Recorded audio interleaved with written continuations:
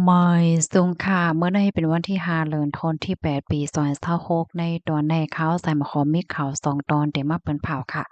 วันตั้งเปิ้นได้ก่อเฮาค่ะมาถ่อมด้วยข่าวโหในอ่อนตั้งมีกวนซื้อก่อนหนึ่งเป็นสังก่อมโหเนาะขึ้นยื้อขึ้นอ้อยก่อแลยื้อปากวนหวานถึงตีมีกวนรู้สึงสาใจกว่าเป็นหลายก่อเมื่อวันที่4เดือนธันวาคมที่8ปี2026ในมีข่าวงาออกมาว่า ไล่เกิดขึ้นเปิงเป็นลองยื้อกันขึ้นตีในปื้นตีคาเมลนิสโกเยตั้งปอดตอนใดของสมุทรตราไครเมียเมื่อพ้องกลางเจ้าวันที่4เดือนธันวาคมที่8ตีป่นมานั่นตั้งฝ่ายก้นซึกราชาก่อนหนึ่งค่ะเอาตั้งกองเหวก็ยื้อใส่อ้อยเกาะกำนั่นข้าวยามสืบมาเนี่ยก็ยื้อใส่ก้นเฮิรนอันมีไว้อยู่ที่หิมหอมนั่น ถึงดีเฮ็ดให้มีก้นรู้เซ็งสาใจกว่าโคมเหย้าเป็น4ก่อในอ้อมก้นอันดีรู้เซ็งสาใจกว่านั่นค่ะนะอันเป็นก้นเมืองนั่นเป็นผู้ชายแสนอายุ70 71ปีหนึ่งก็เซียนอายุ59ปีและผู้หญิงอายุ64ปีเหลือเสนั่นก็มีก้นอันไหลหับรองตั้งเจ็บแทง3เกาะตั้งฝ่ายผู้มีปนพรก็ไล่เอาโตในทรงกว่าดีฮงหยาเหย่าจังไหนอ้อม ไล่ฮู้ว่าอันเป็นไครเมียในค่ะนะอยู่ดีรัสเซียในยึดเอาดียูเครนเมื่อพ้องปี2014ตีป่นมาเป็นสำว่ายูเครนและหลายๆเมืองในลุ่มฟ้าหั้นเนาะเปิ้นก็ยอมรับลองตั้งในเฮ็ดจั่งใดเมื่อพ้องหลายๆวงตีป่นมานั่นในเปิ้นตีไครเมียและตั้งเวงเซวาสโตบรอดอันไหนก็ตกเป็นเป้าหมายลองปึตึกอันลุกมาตียูเครนหลายปอกหลายกำ ราชาได้เข้าปึกตึกใส่ยูเครนจะเมื่อเลือนโทนที่2ปี2022ตีโป้นมาในออเลยฮู้ว่าตั้งฝ่ายผู้มีพลพรเขาในก็ที่กดทัดลองตั้งเปิงเป็นในปอกกำในกว่าว่าย้อนก็เปิดสั่งแลกวนซึกก่อนในหำยื้อขึ้นอ้อยก่อขึ้นก้อยมกะมียื้อปาก้นหวานขึ้นเป็นย้อนสังย้อนหังและซ้ำเฮ็ดกว่าจึงนั้นเฮ็ดในออข้อมูลตอนในคาเลยปึงอิงเอามาที่ห้องการข่าว The Moscow Times ต่างไว้แน่ค่ะพี่น้องเฮาค่ะถ่อมข่าวโฮในยาวหันเทินจึงฮือพ่วงในค่ะเนาะในก็ได้เรียกว่าเป็นข่าวเงาดีอันมาเจอก็ว่ากวนซึกในเป็นทางกว่าเย้าหลาในแฮ่เนาะคำว่ายื้อขึ้นโอ้ยก็ยื้อขึ้นก้นเมืองเนี่ยเนาะจึงหือก็พันทหารถึงมาไรค่ะซึ่งหนองว่านั้นยาวค่ะลองตั้งไล่โหยอย่ำมันแต่พอมีปนป้อนขับเปิ้นเดทัดโดยเทียงสึกกว่าลูกดีข่าวเงาโหในเสแลกำในเฮาค่ะมาถ่อมด้วยข่าวเงาเทียงโหนึง เพราะว่าจัดปานก้นหยานเมืองค่ะตั้งฝ่ายผู้มีปนพรเขาและลงปื้นตีกดทัดติเว้งเก้งใหม่ติงับกุมโตไลแห่งการจอมเปิงไหนเอา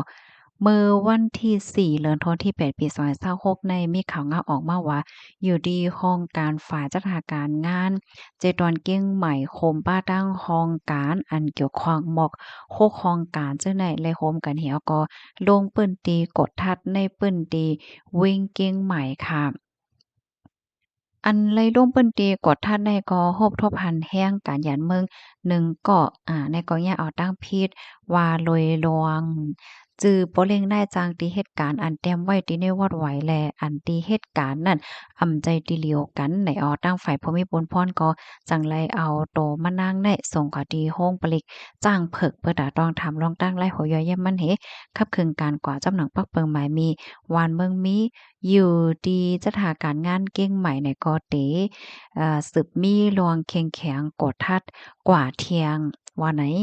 เลอเซนั่นในก็ไลมีลวง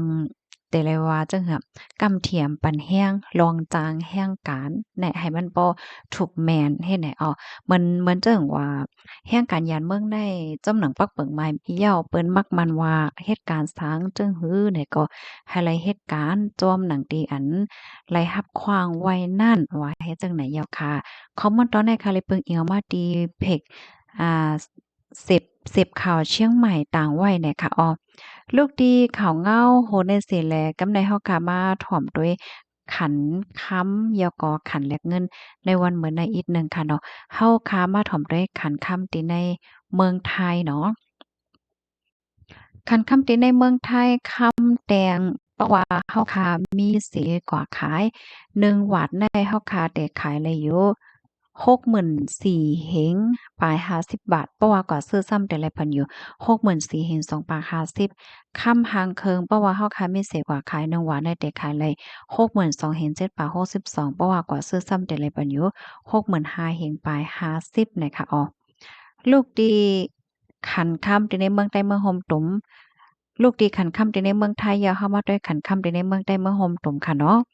ค่ำเซียนปานเก่าค่ำแดงเพราะว่าเฮาค้ามีเสกว่าขาย1แก๊บได้แต่ขายไลอยู่9,570,000เพราะว่ากว่าซื้อซ้ำได้เลยปันอยู่9,640,000ค่ำหางเคิงเพราะว่าเฮาค้ามีเสกว่าขาย1แก๊บได้แต่ขายไลอยู่9,000,000เต็มเพราะว่ากว่าซื้อซ้ำได้เลยปันอยู่9,000,000ปลาย70,000ค่ำเซียนปานใหม่ค่ำแดงเพราะว่าเฮาค้ามีเสกว่าขาย1แก๊บได้แต่ขายไลอยู่9,410,000เพราะว่ากว่าซื้อซ้ำได้เลยปันอยู่ 9,480,000ค่ำหางเคิงเพราะว่าเฮาค้ามีสิทธิ์กว่าขาย1แก้มไม่ได้ขายเลยอยู่8,850,000เพราะว่ากว่าซื้อซ้ำได้หลายปันอยู่8,920,000เลยค่ะอันนี้เป็นคันค่ำเนาะกำไรซ้ำเฮามาโดย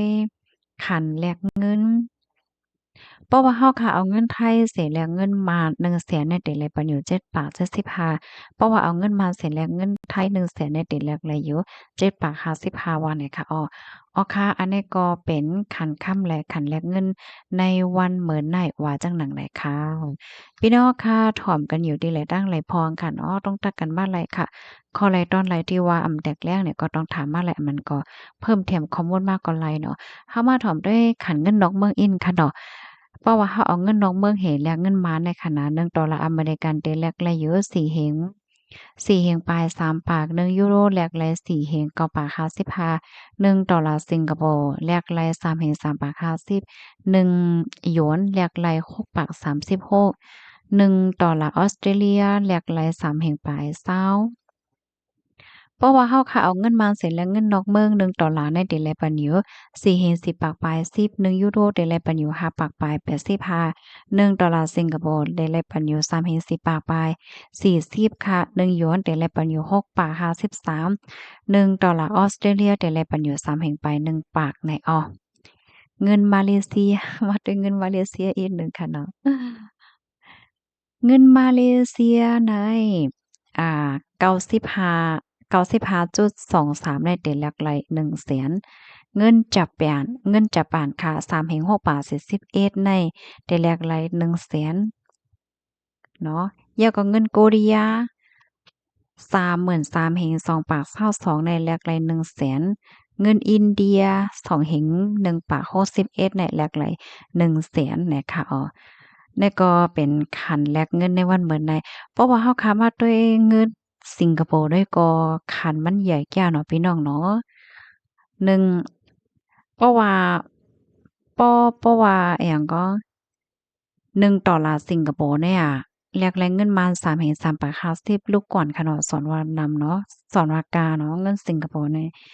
อ้อค่ะยินจบผู้ก็ที่รับถอมปันแห้งค่ะอ้อหมอยสุงค่ะ